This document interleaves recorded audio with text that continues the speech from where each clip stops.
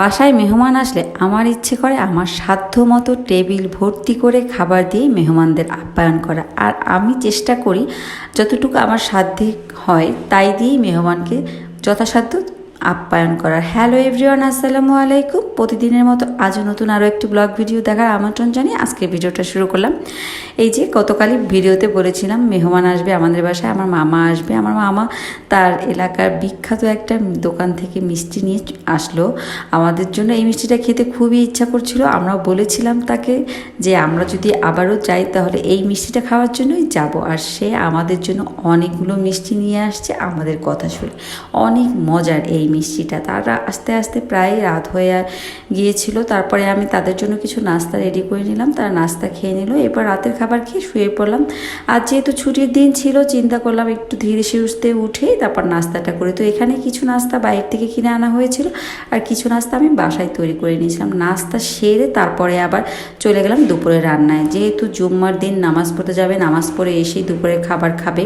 তো মামা আবার কাজে বের হয়েছে, আস্তে আস্তে হয়তো একটু দেরি হবে, তারপরে আমার রান্নাটা সেরে নিতে হবে। এই চিন্তা করে তড়ি করে রান্নাটা শুরু করে দিলাম। প্রথমেই আমি গরুর মাংস রান্না করে নিলাম, কারণ গরুর মাংস রান্না করতে অনেকটা বেশি সময় লাগে। আর যেহেতু গ্যাসের চাপটাও একটু আজ কমে যায়, কারণ আজ সবাই বাসায় থাকে, সবাই রান্না করে, দেখা যায় যে দুপুর টাইমে একদমই গ্যাস চলে যায়। তাই প্রথম দিকেই আমি যেই রান্নাগুলো করতে সময় লাগে বা বেশি আঁচ লাগে সেগুলো করে নিচ্ছিলাম।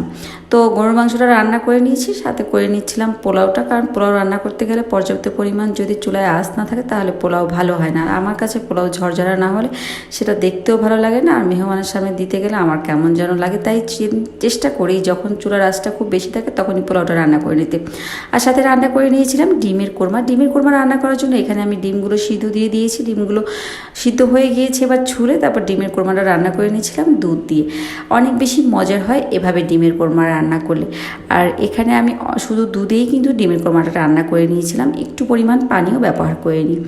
আর চিংড়ি মাছের মালাইকারি তৈরি করব, এই জন্য চিংড়ি মাছটাকে বেছে তারপরে আমি ব্লেন্ড করে নিয়েছি। এবার এর ভিতরে কিছু মশলা দিয়ে আমি এই যে এখন ঝোলটা ফুটে উঠলে মাছগুলো দিয়ে দিব, মানে মাছের এই যে বল বল করে দিয়ে দেবো। আর অবশ্যই খেয়াল রাখবেন এই চিংড়ি মাছ বাটার মধ্যে যেন কোনো ছোবা, মানে চিংড়ি মাছের স্কিনটা না যায়, তাহলে বড়াটা ভেঙে যায়। অনেকে আছে এর ভিতরে ভেষণ ব্যবহার করে, তবে আমার কাছে একটা গন্ধ লাগে, তাই আমি আর কিছুই ব্যবহার করি না। শুধু চিংড়ি মাছের মাছটুকু থাকে, শুধু সেইটুকু দিয়েই আমি চিংড়ি মাছের মালাইকারিটা তৈরি করে থাকি। আর এভাবে করলেই আর সেই মালাইকারিটা ভাঙলাম। সাথে অন্যান্য রান্নাগুলো করে নিচ্ছিলাম। অনেক তাড়াহুড়ার মধ্যে প্রত্যেকটা রান্না সেরে নিতে হয়েছিল।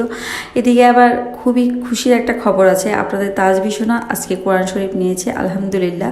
তো তার হুজুরকেও খাওয়াবো, এই জন্য তাড়াহুড়া করে রান্নাটা সেরে নিয়েছিলাম। কিছু কাবাবও ভেজে নিয়েছিলাম। এরপর দুপুরের খাবারটা সার্ভ করে দিলাম, সবাই মিলে দুপুরের খাবারটা খেয়ে নেবে। তবে মামা আসতে আসতে একটু দেরি হয়েছিল, তারপরে সে এসে বাসায় খুব সুন্দর করে আমি খাবারগুলো বেড়ে দিয়েছিলাম, সে খেয়ে নিয়েছিল। তো আজকে ভিডিওটা এই পর্যন্ত। সবাই ভালো থাকবেন, আল্লাহ হাফিজ।